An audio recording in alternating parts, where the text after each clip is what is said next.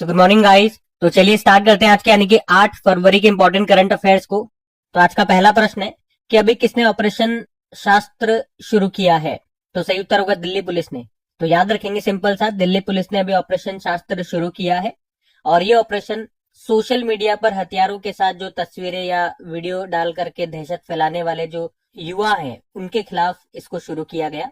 आपने देखा भी होगा फेसबुक वगैरह में या फिर यूट्यूब वगैरह में आजकल ये थोड़ा सा ट्रेंड हो गया इस तरह का कि तलवारबाजी हथियार जो भी गन है उसके साथ लोग अपने फोटोज डाल रहे हैं, वीडियोस डाल रहे हैं।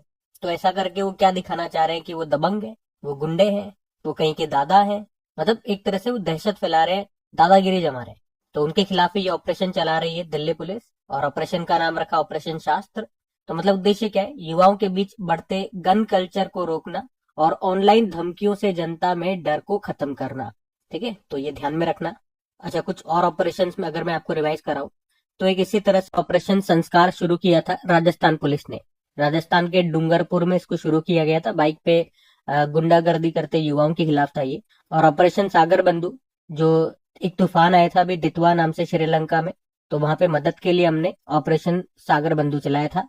और ऑपरेशन सिंधु की बात करें तो ईरान और इसराइल के संघर्ष वाले क्षेत्रों से भारतीय नागरिकों को निकालने के लिए चलाया ऑपरेशन सिंधु।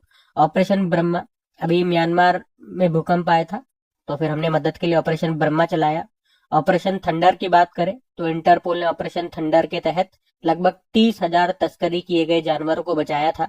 ऑपरेशन हॉक आई स्ट्राइक, अमेरिका ने सीरिया में आईएसआईएस के लड़ाकों हथियारों और ठिकानों को नष्ट किया था, उसके लिए ऑपरेशन हॉक आई चलाया था, ऑपरेशन हॉकाई स्ट्राइक। और इसी तरह से अमेरिका ने ऑपरेशन एब्सोल्यूट रिजॉल्व चला करके वेनेजुएला के राष्ट्रपति मादुरो को वहां से गिरफ्तार किया उनके घर से ही। ऑपरेशन प्रहार, पंजाब पुलिस ने राज्य को गैंगस्टर फ्री बनाने के लिए ये ऑपरेशन चलाया।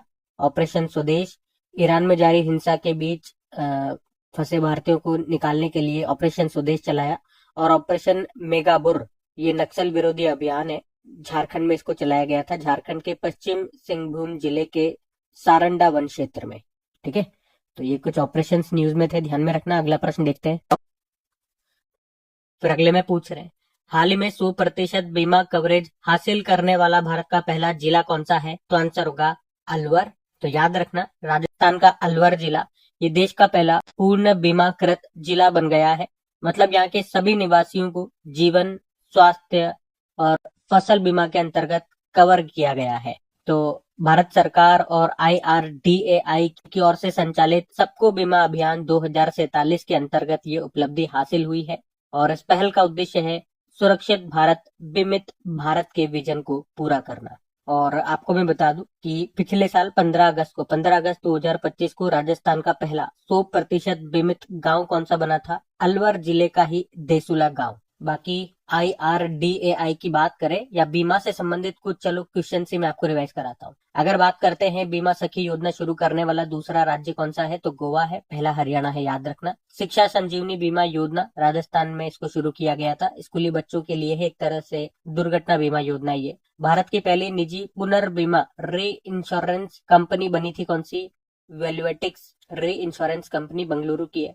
और लास्ट ईयर बजट में बीमा क्षेत्र के लिए FDI सीमा को 74% से बढ़ा करके 100% कर दिया था। उसके अलावा एरडाई ने 2024-25 के लिए 3 बीमा कंपनियों को DSII यानी कि डोमेस्टिक सिस्टमिकली इम्पोर्टेंट इंश्योरर के रूप में घोषित किया। कौन कौन सी 3 इंश्योरेंस कंपनियां हैं, LIC, general insurance corporation of India और न्यू इंडिया अश्योरेंस। और एरडाई ने बीमा विस्तार नाम से एक योजना भी शुरू की थी।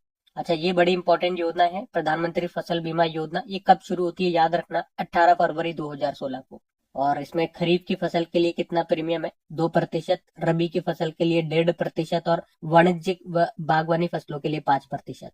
और IRDAI की बात करें तो इसका फुल फॉर्म होता है insurance regulatory and development authority of India. स्थापना होती है 1999 में। किस समिति की सिफारिश पे स्थापना होती है, RN मल्होत्रा समिति। हेडक्वार्टर मिलेगा आपको हैदराबाद में और इसके चेयरमैन कौन है, अजय सेठ है। उसके अलावा ये भी देखो, ये मैंने आपको बता ही दिया, अभी बीमा सेक्टर में 100% FDI को मंजूरी मिल चुकी है। और अभी मुख्यमंत्री सेहत बीमा योजना इसको शुरू किया था पंजाब में। और कितने रुपए का इसमें स्वास्थ्य बीमा दिया जा रहा है, 10 लाख रुपए का, ये जरूर ध्यान रखना। जिस तरह से जो केंद्र की जो आयुष्मान भारत योजना है, इसमें प्रति परिवार जो बीमित राशि है वो कितनी है? 5 लाख रुपए है। आयुष्मान भारत योजना, इसे याद रखना, शुरू किया गया था 23 सितंबर 2018 को। कहां से? रांची, झारखंड से। और इसमें जो फंड दिया जाता है वो सेंटर और स्टेट दोनों मिलकर के देते। तो सेंटर का 60% है और स्टेट का 40% है। 60-40 का रेशियो है दोनों के बीच में। ये प्रश्न एग्जाम में आ चुका है, ध्यान रखना। ठीक है, अगला प्रश्न देखते हैं। फिर अगला प्रश्न देखो, अभी हाल ही में ICC under 19 mains world cup 2026 को किसने जीता? तो आंसर होगा भारत ने। ICC under 19 mains world cup 2026 की हम बात कर रहे हैं। इस बार ये इसका 16वां एडिशन हुआ। बाईएनियल है, यानी कि हर 2 साल में होता है। अभी 15 जनवरी को शुरू हुआ था, 6 फरवरी तक ये चला। अच्छा, हुआ कहाँ पे था? जिम्बाब्वे और नामीबिया देश में हुआ था ये, और इसको फाइनली जीत लिया भारत ने।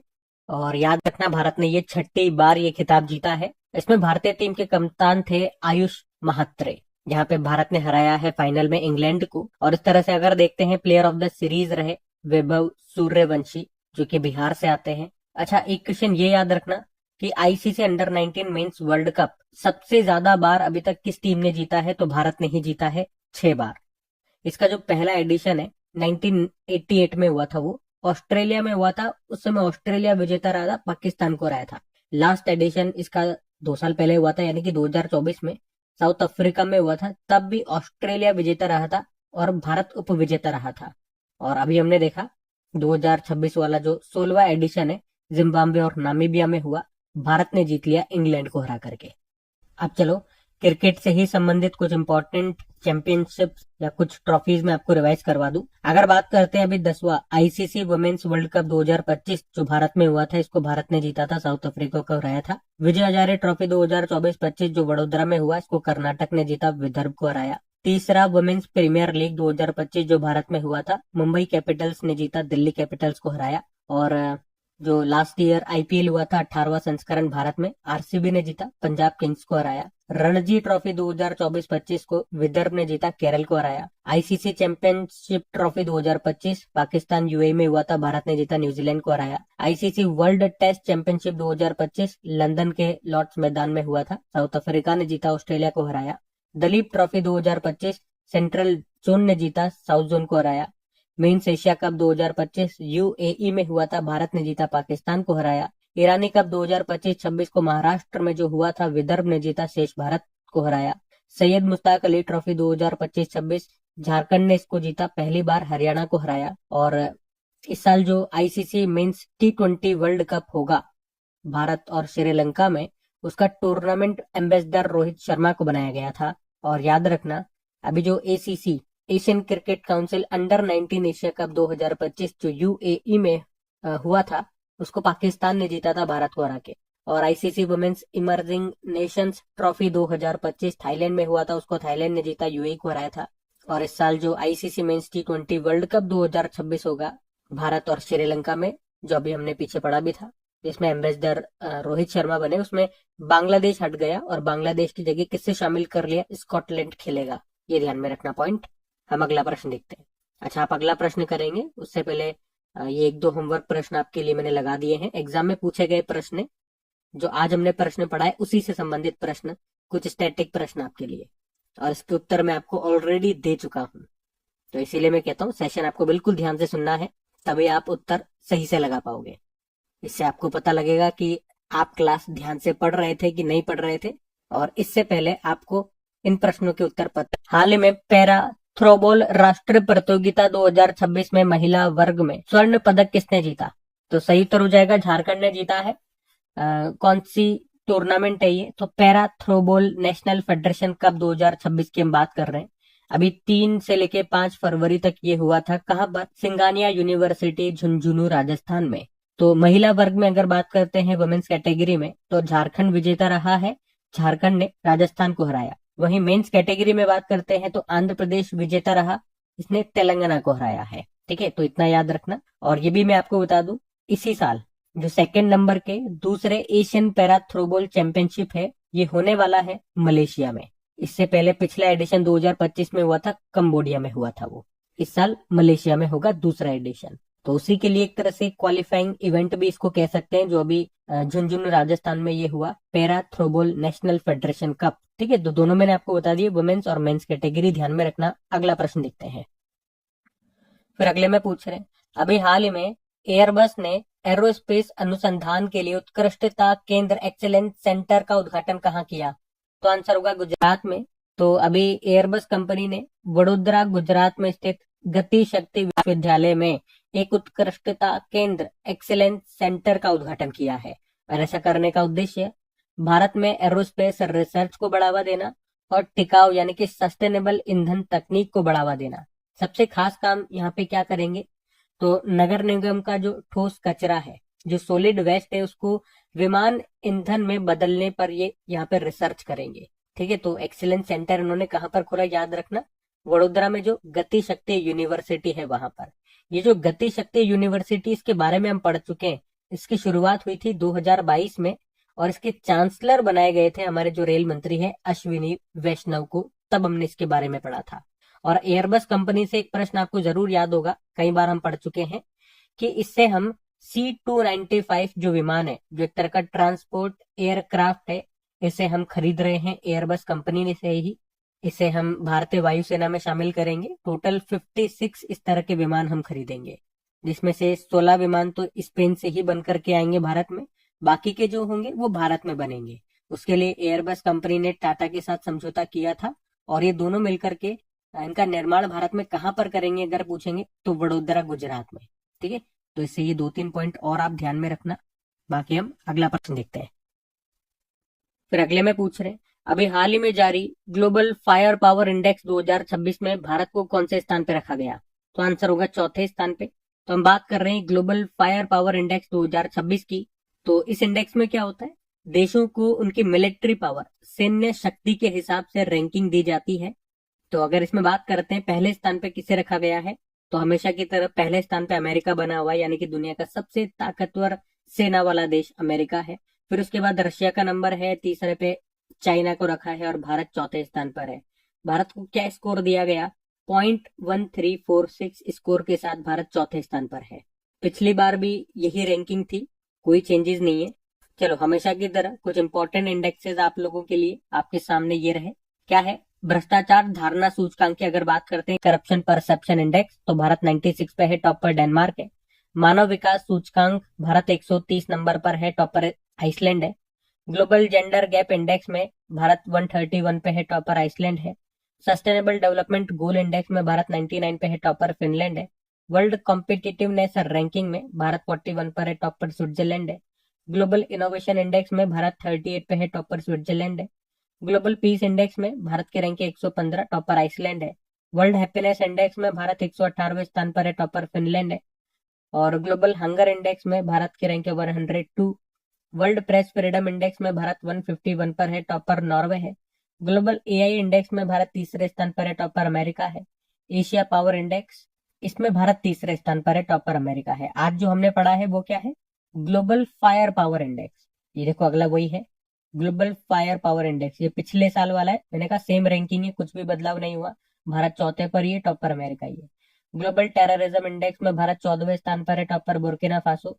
जलवायु परिवर्तन प्रदर्शन सूचकांक, भारत की रैंक है 23, पहले दूसरे तीसरे पे कोई नहीं है, चौथे पे डेनमार्क है। Global gender gap index, Bharat 131 पे है और टॉप पर आइसलैंड हो गया। ऊर्जा संक्रमण सूचकांक, एनर्जी ट्रांजिशन इंडेक्स में भारत 71 पर है, टॉप पर स्वीडन है। ठीक है, तो ध्यान रखना ये सब। अगला प्रश्न देखते हैं। फिर अगले में देखो क्या पूछ रहे हैं, अभी हाल ही में लॉन्च भारत के पहले सहकारी आधारित राइड हेलिंग प्लेटफॉर्म का नाम क्या है? तो आंसर होगा भारत टैक्सी। और वैसे इसके बारे में हम पहले भी पढ़ चुके हैं जब इसकी घोषणा हुई थी, लेकिन अभी से लॉन्च कर दिया गया, तो एक बार फिर से इसके बारे में बात करते हैं। हमारे जो केंद्रीय गृह मंत्री व सहकारिता मंत्री अमित शाह, अभी उन्होंने ही 5 फरवरी को नई दिल्ली में भारत के पहले सहकारी आधारित ride hailing platform Bharat taxi को लॉन्च किया है। फायदा क्या होगा? तो जैसे ओला उबर जो टैक्सी ड्राइवर होते हैं, उनको क्या होता है, 20 से 30% जो भी कमीशन होता है वो ओला उबर को देना पड़ता है। अगर वो ओला के साथ जुड़े हुए हैं, उबर के साथ जुड़े हुए हैं, तो उनको कमीशन तो देना ही पड़ता है। लेकिन यहाँ पे इस केस में क्या होगा, भारत टैक्सी में ड्राइवर को पूरा किराया अपने पास ही रखना होगा, मतलब उसे कोई कमीशन वगैरह नहीं देना, बस एक छोटा सा दैनिक शुल्क होगा मात्र 30 रुपए का, वो उनको देना होगा। फिर उसके बाद पूरे दिन भर में वो जो भी कमा रहे हैं वो सब पूरी कमाई उनकी रहेगी, कोई कमीशन किसी को नहीं देना। और केवल ड्राइवरों के लिए ही फायदा नहीं है, यात्रियों के लिए भी फायदा है। क्योंकि उस केस में क्या होता है, उबर वगैरह के केस में क्या होता है, जो पी कार होते हैं या जब मांग बढ़ जाती है तो उस केस में ओला उबर का जो किराया है वो भी बढ़ा दिया जाता है। तो यहाँ पे ओला उबर की तुलना में कम किराया भी होगा और वो बढ़ाया भी नहीं जाएगा, चाहे कोई पी कार हो या मांग ज्यादा हो, कोई फर्क नहीं पड़ता। तो यात्रियों को भी फायदा है, ड्राइवरों को भी फायदा है। तो याद रखना कि सहकार से समृद्धि के तहत ये मंच सारथी ही मालिक मॉडल पर काम करेगा। सारथी मतलब जो ड्राइवर है वही मालिक है, उसका कोई और मालिक नहीं है। जहां ड्राइवर का पूरा स्वामित्व होगा, कोई कमीशन, कोई सरचार्ज वगैरह कुछ भी नहीं उसको देना है। और इसी के साथ यहाँ पे चालकों को 5 लाख का व्यक्तिगत दुर्घटना बीमा और 5 लाख रुपए का पारिवारिक स्वास्थ्य बीमा भी मिलेगा। तो ये भी एक अच्छी बात है।